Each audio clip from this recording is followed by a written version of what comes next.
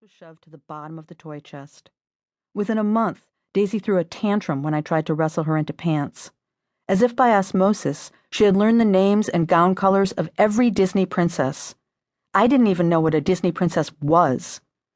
She gazed longingly into the tulle-draped windows of the local toy stores and for her third birthday begged for a real princess dress with matching plastic high heels.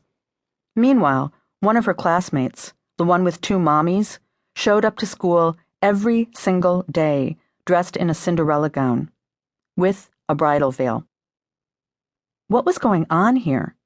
My fellow mothers, women who once swore they would never be dependent on a man, smiled indulgently at daughters who warbled, "So this is love," or insisted on being addressed as Snow White. The supermarket checkout clerk invariably greeted Daisy with, "Hi, princess."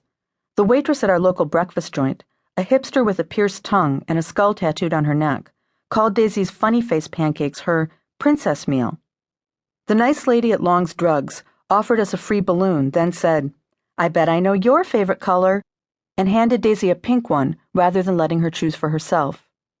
Then, shortly after Daisy's third birthday, our high-priced pediatric dentist, the one whose practice was tricked out with comic books, DVDs, and arcade games, pointed to the exam chair and asked, "Would you like to sit in my special princess throne so I can sparkle your teeth?" "Oh, for God's sake," I snapped. "Do you have a princess drill, too?" She looked at me as if I were the wicked stepmother. But honestly, since when did every little girl become a princess?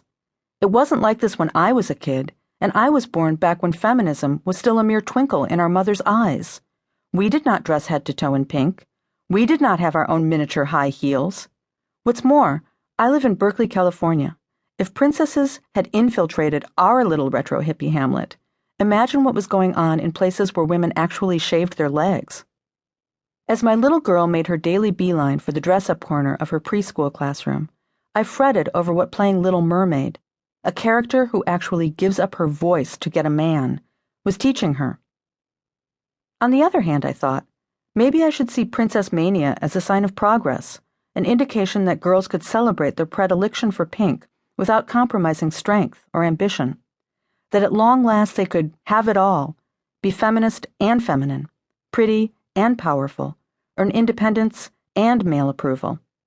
Then again, maybe I should just lighten up and not read so much into it.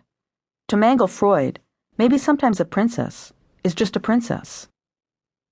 I ended up publishing my musings as an article called "What's Wrong with Cinderella?", which ran on Christmas Eve in the New York Times Magazine. I was entirely unprepared for the response. The piece immediately shot up to the top of the site's most emailed list, where it hovered for days, along with an article about the latest conflict in the Middle East.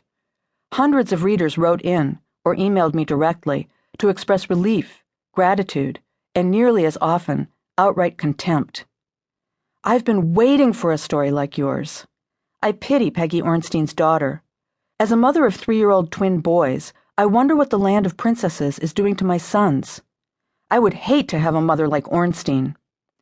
I honestly don't know how I survived all those hyped-up images of women that were all around me as a girl. The genes are so powerful. Apparently, I had tapped into something larger than a few dime store tiaras. Princesses are just a phase, after all. It's not as though girls are still swanning about in their sleeping beauty gowns when they leave for college. At least most are not. But they did mark my daughter's first foray into the mainstream culture, the first time the influences on her extended beyond the family. And what was the first thing that culture told her about being a girl? Not that she was competent, strong, creative, or smart, but that every little girl wants, or should want, to be the fairest of them all. It was confusing. Images of girls' successes abounded. They were flooding the playing field, excelling in school, outnumbering boys in college. At the same time, the push to make their appearance the epicenter of their identities did not seem to have abated one whit. If anything, it had intensified, extending younger, and, as the unnaturally smooth brows of midlife women attest, stretching far later. I had read stacks of books devoted to girls' adolescence, but where was I to turn to understand the new culture of little girls from toddler to tween, to help decipher the potential impact, if any, of the images